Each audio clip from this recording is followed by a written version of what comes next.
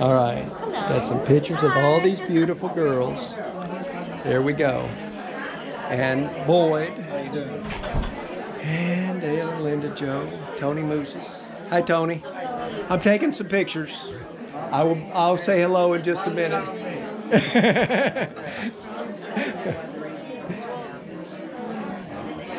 This crew taking pictures so they remember everybody. I'm back. I'm getting some pictures as we go through. Getting pictures of everybody. Yeah, I know Ronnie. Yes, So Sam from Racing Sumo. So Ronnie.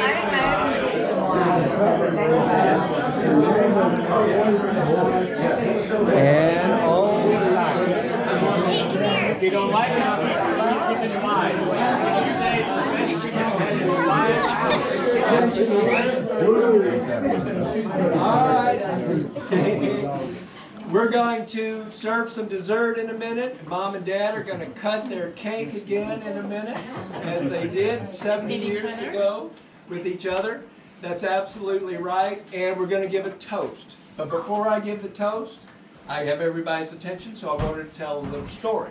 And before the story, though, I just wanted to say on behalf of Mom and Dad, Andrea, who's put so much work into this, Maria, who's put so much work, Jack, Thank you, and Jack. Callie and Kate, who also worked on the party, and Greg and myself and so forth, who did a lot. Greg did a tremendous amount. That we're just so thankful that everybody could come and celebrate this time of love with us. Just appreciate it tremendously, especially some who came from so far. Appreciate it. All right, so back to it here. Chipper. The thing that I'll talk a little bit about Mom and Dad for just a second. The thing I remember about you two so much is just how much love you always had in your hearts for all of us. And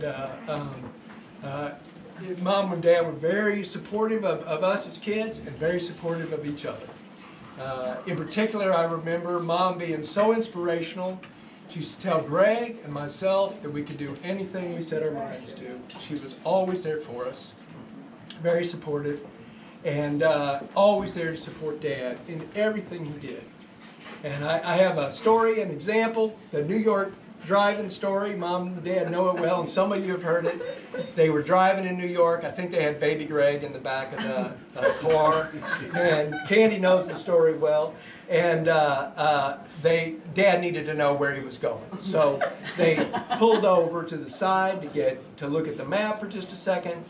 It's New York, you can't just park. There's no place to park. It's all lanes. They're all going. So he pulled off to the right as best he could. He figured people would pull around him, It took a minute to look at the map. Well, the guy behind him was typical New Yorker. He was in a hurry, and they weren't moving. And he was in the right lane, and he needed them to move. So he got out, and he stuck his head in Mom's window to yell at Dad. But he made a tactical error.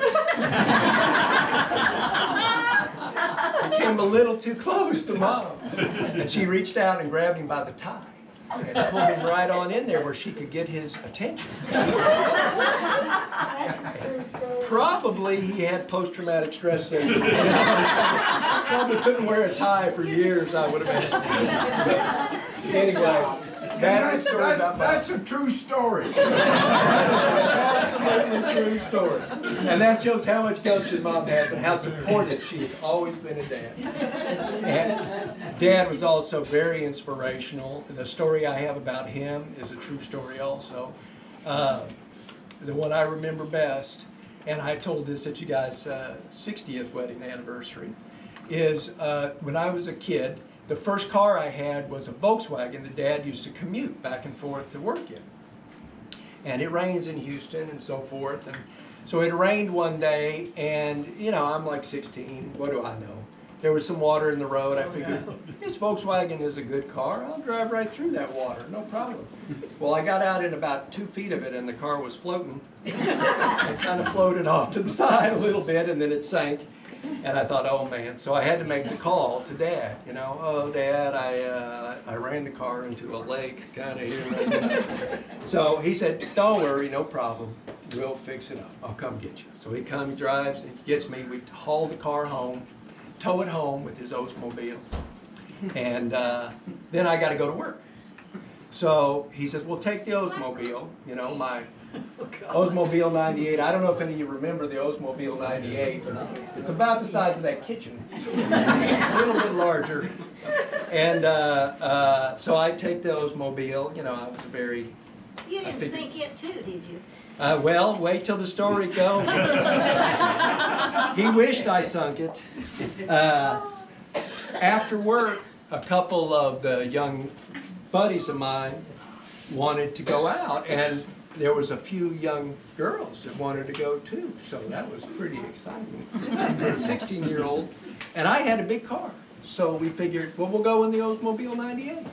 What could go wrong with that? So we all piled in the car, and I guess I got a little mildly distracted by the young ladies. And there was a tree in the parking lot behind me, big tree. But they had protected it from idiots like me by putting metal posts in the ground. And so when I backed up, I was, you know, a little distracted by the young ladies, and I went over the top of one of those posts with the bumper. Dad remembers it well. So the car was like here, the bumper was in between the car and the post was between the bumper and the car. And then being 16, I of course panicked immediately, completely panicked, put it in gear, and popped the bumper out. So now I had driven one car into the water, and the second car I had ripped the bumper essentially off the car. So I had to call Dad, and then my plans with the young, attractive 16-year-old girls were canceled, unfortunately. That ended that. I had to call Dad and tell him what happened. He said, oh, don't worry, I'll come down, we'll get the car. So we got the car. The next morning, we drained the oil out of the Volkswagen and refilled it with oil. And remember that? The car started up. It was basically a golf cart. I mean, it was like a lawnmower. It started, which was amazing. And so I drove it down to put gas in it. And okay, so two things have happened within 24 hours. Later, Mom said, oh, bad things come in threes sometimes. You won't, nothing else will happen. I drive it down to get the gasoline, and I had forgotten my wallet. So that was the third thing. I had to call Dad. Oh, Dad, this is your son, yeah. You know. And he came down and he said, don't worry about it. Gave me a hug. What they do. So, anyway, what impressed me about that story more than anything was my friends couldn't believe my dad, that he would be so calm and so patient. And it's true, that's Dad. Wish you we clap. Amen. That's okay. So anyway, we should say a toast without further ado. Mom and Dad, a toast to you. Do you have a glass that you can drink? Yeah. Okay, you got a glass, you're ready? I think everybody have a glass? Well then, a toast. Thank you, Greg.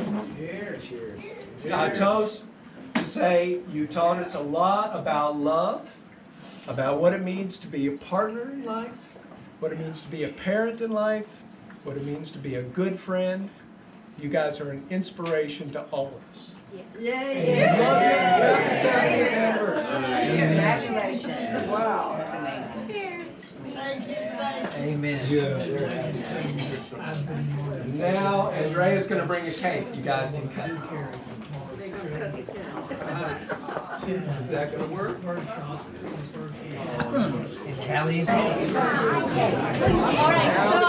So now they're going to cut the cake. And feed each other. And feed each other, yep. Okay, Mom. And Dad, you get the cake together.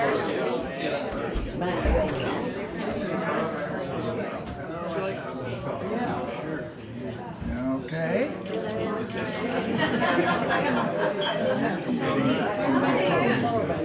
I just didn't want to be in the way. Yeah. Okay. I'm gonna eat one in just a minute. Not quite yet. Thank you.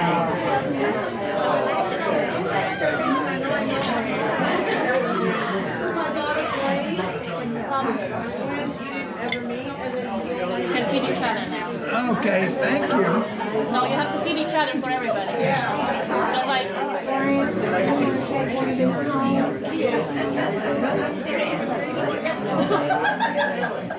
It's very tempting.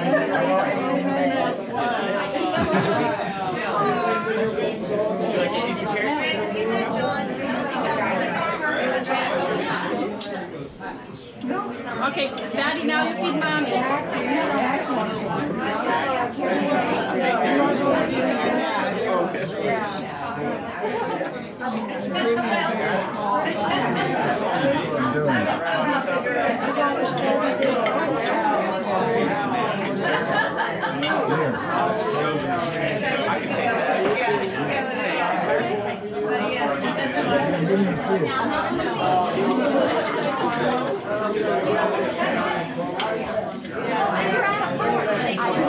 Here.